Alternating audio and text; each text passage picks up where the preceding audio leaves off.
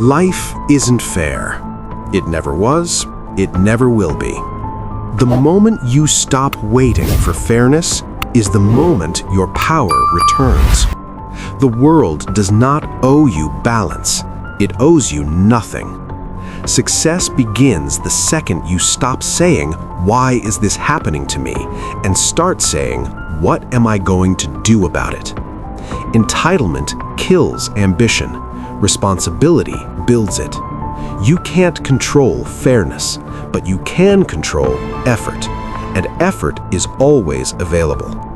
Most people are exhausted because they are climbing someone else's mountain, chasing someone else's money, someone else's lifestyle, someone else's validation. Define your hill. Maybe it's peace, maybe it's freedom, maybe it's impact, but choose it yourself. Because if you don't define success, the world will define it for you, and you will spend your life winning battles you never cared about. You might not know who you are yet. That's fine.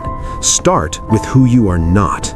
I am not the guy who wastes weekends. I am not the woman who tolerates disrespect. I am not the person who feeds bad habits. Stop hanging around people who shrink your ambition. Stop going to places that leave you hungover, physically or emotionally. Stop consuming things that drain your clarity. When you remove what you are not, what remains is truth. Too many options create chaos. Too many voices create confusion. Cut the excess. Watch what happens.